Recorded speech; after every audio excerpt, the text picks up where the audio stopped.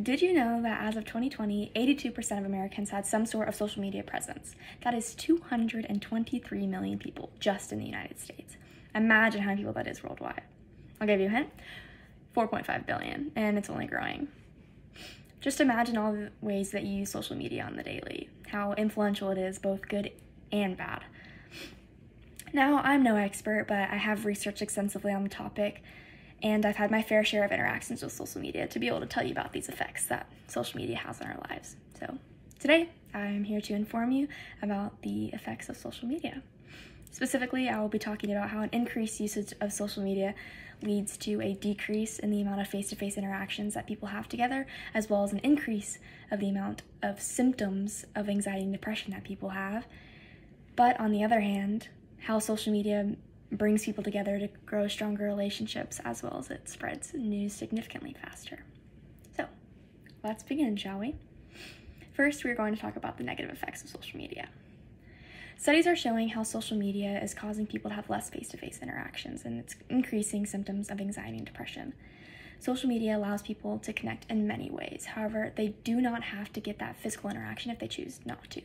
Social media and any online communication system prevent us from seeing those social cues that help people communicate, the nonverbal social cues, that is, like smiles and hand gestures. Our minds are hardwired to be social, and social media gives us so many ways to connect, but there often is no real depth to these connections. Social media has been known to be very distracting to people, and having less in-person interactions affects how people are socially. So when people are getting together, they're distracted by social media and their phones, and it just makes it all feel very disconnected. Moreover, social media has led to a significant decline in people's mental health. 6 in 10 Americans say that the uses of social media has led to negative effects on their mental health. From the article, the effect of social media usage on students' stress and anxiety, experiments and surveys have confirmed that the increase in the total amount as well as the average amount of time that someone spends on social media is directly linked to the amount of stress, or the increase of stress, I should say. They also claim it's correlated to a decrease in their self-confidence or self-esteem as people compare themselves to others. These people spend more time scrolling. If they spend 4 more hours a day, they're more likely to experience these depressive feelings.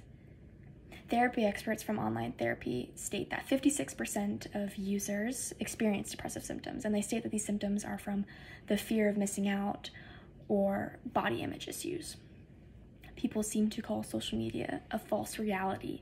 According to Weinstein's article over social media's perspective and positive and negative influences on adolescents' affective well-being, 26 people are interviewed over various questions about how social media affects them on the daily, and 24 out of 26 of those interviewees answered how social media affects their feelings due to making them feel more judged or more disconnected to others.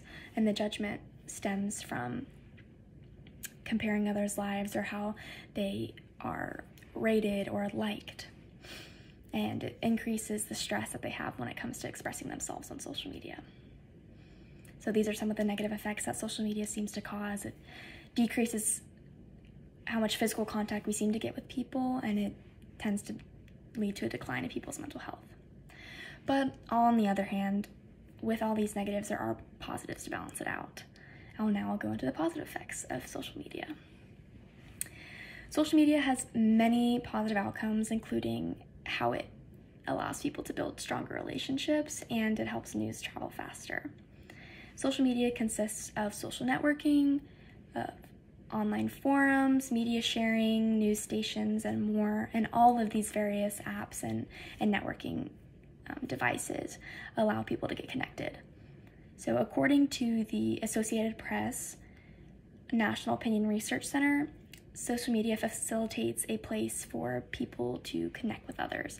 78% of teens say that social media helps them feel more connected with friends, while 40% say it helps them feel more connected with family. Social media allows people to stay connected when they're not physically together, and it also strengthens connections through just mass exposure. And furthermore, social media allows news to spread significantly faster. Britannica states that 78% of traditional media reporters say that looking at social media is one of the best ways to get some of the best current news, and say that they're the top news sources because they spread information so quickly, because billions of people are active members on the same site. Americans also voted what are the best sources for news. They did say that TV, or 66% of Americans did say that TV is the best news source, but social media was listed as 46%. So almost 50% of Americans agree that social media is one of the best places to look. Now, I hope I've efficiently informed you about the effects of social media and how it influences our lives. Social media can seemingly lead to less in-person social interactions as well as increasing depressive symptoms, but it can also allow people to grow stronger relationships and allow you to be more informed of things going on. By 2023, 257 million Americans will be plugged into some form of social media. What amazing world we live in with such vast opportunities through the internet, and who knows what will become of it all. Thank you.